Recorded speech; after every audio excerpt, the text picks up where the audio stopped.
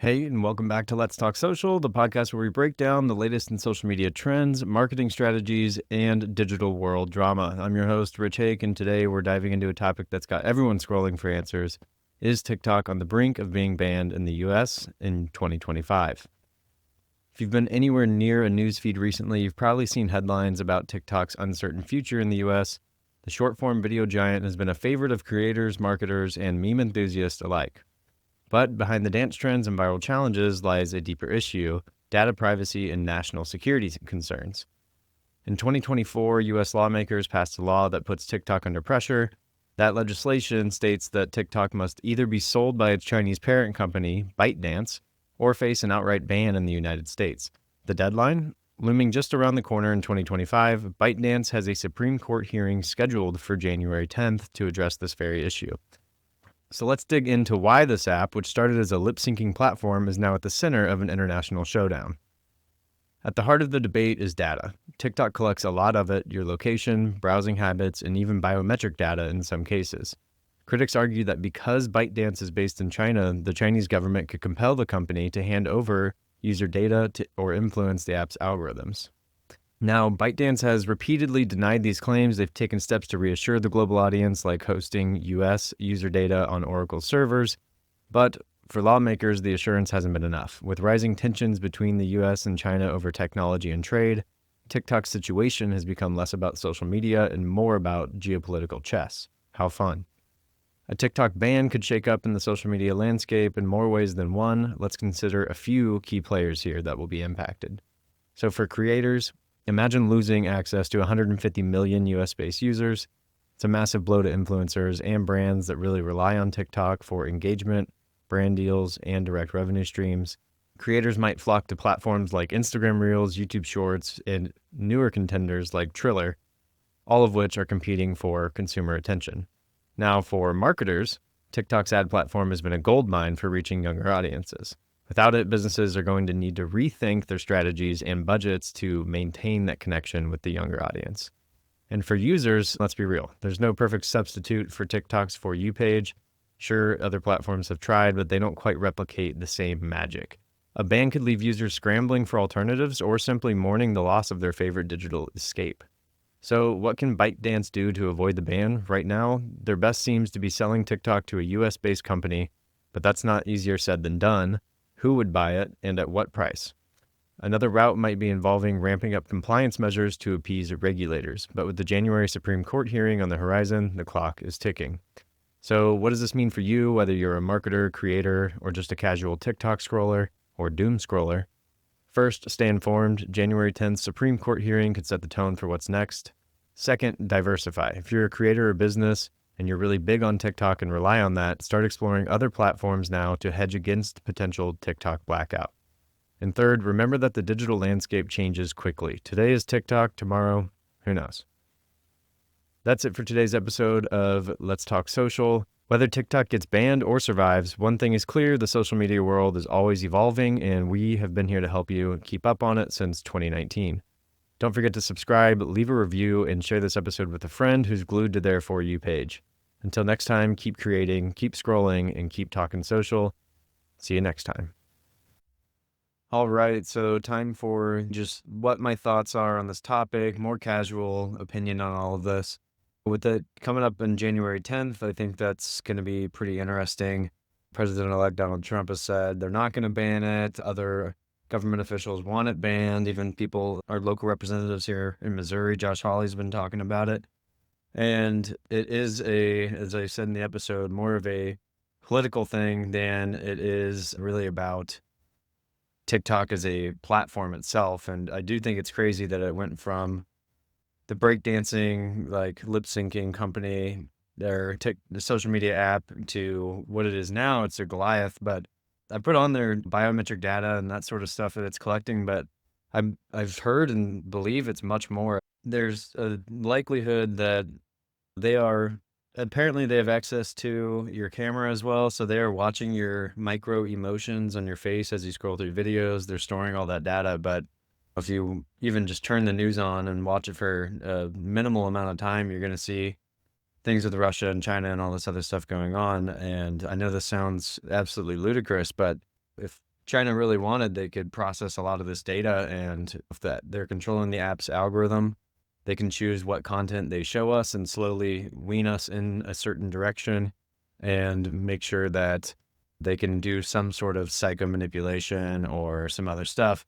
And I'm not saying I believe that necessarily. I'm saying that's the reason behind the political stuff that's going on, is that the government's freaking out about whether or not that could be a possibility, and they're not happy with how the algorithm currently lies. So they want to draw back a lot of the stuff that they are collecting data wise, because they don't want that to be sellable or usable against the United States when it comes to potential war and those sorts of things. And again, it sounds absolutely crazy that a lip syncing app has now done this, but if you actually look at and you look up the ByteDance data collection and rules and regulations and how the app looks and works and what their limitations are for the video length, it's all entirely different. They don't let the ByteDance users post as long of videos. I think they limit the length, but they also don't allow them to doom scroll, essentially, so that people aren't getting hooked to their phones and just going totally brain dead. Not saying that Americans are, but there's probably a couple of us out there.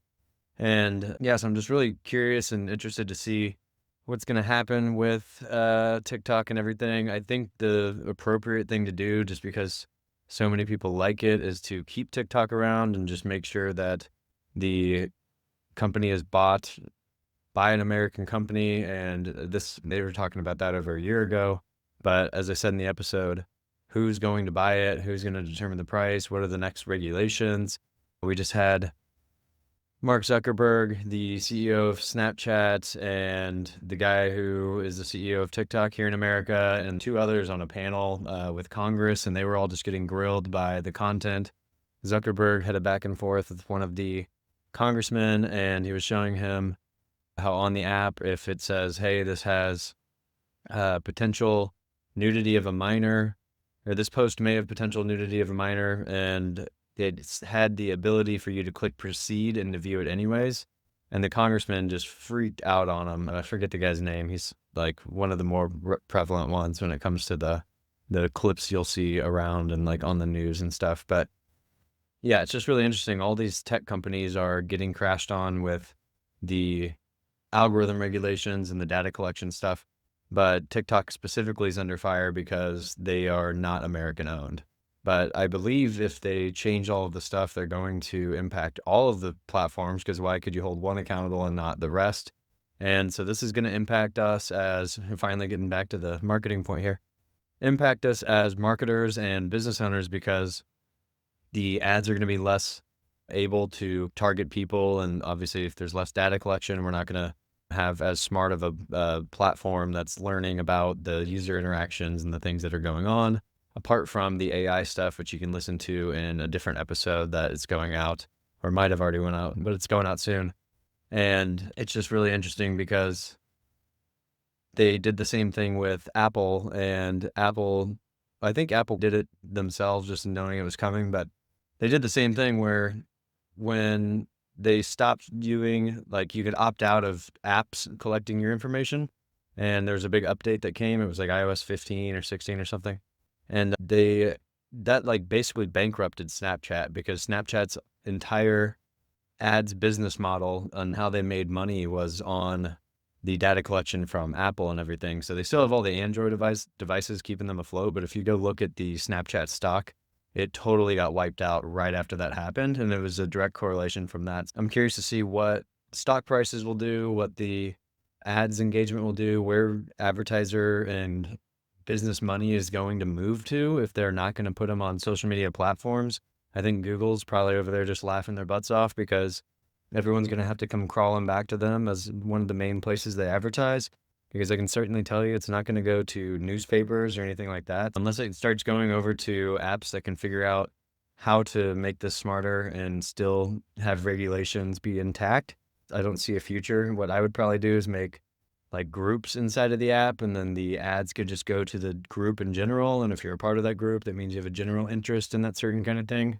Obviously there's Facebook groups right now, but you would have to like siphon all of the engagement and attention, not from a main feed anymore, but more to group feeds. So it could be like your friends. You could have a group about bowling. You could have a group about dogs and cats, or you could have a group about a specific breed of dog and cat. And like all of the content would go into there. And then advertisers could choose that group that they want to advertise into. So there's no data collection needed, but people are at least able to still send ads out and not have to turn off all avenues entirely. I think the other way it could go is they could find a company like mine, Alpha Social Media, and go more toward into the organic side. So pour more money into content creation and posting to try to get organic engagement. The funny thing is if they do the groups thing, then those posts are going to go into the groups and then compete with ads. So it's just a big cyclone of nonsense and a mess. But yeah, it makes you wonder if they would have stopped this data collection if TikTok was not Chinese owned. And so did TikTok actually save us by helping the American corporations get limitations on the data collection? And I'm not saying I want that necessarily. It's going to hurt my business if that happens. However, I do think it's the right thing in some cases to do, where we need to look at, what level of privacy is expected privacy when you're in your house. Are your cameras watching you? Or when you're driving down the street, are security cameras on the side of buildings tracking license plates and trying to track where you're going? And they have a big network where all the security systems can talk to each other and keep data on you that way. What's your expectation of your own privacy? And where does that line get drawn? Because for me, I don't want people going through my passwords. I don't want them accessing my camera while I watch an app.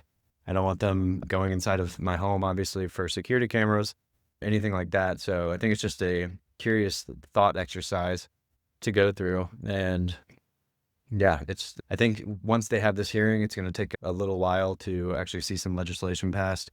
If that's how that works, that is. I'm not a professional on how legislation works or anything like that. But yeah, very curious to see how all this pans out. And that's my general end thoughts on everything with this episode. So I hope you guys enjoyed. Again, share this with a friend, family member, coworker, anyone you think would just be interested in the topic or some of the dumb crap I talked about here at the end. And we'll see you in the next one. Thanks.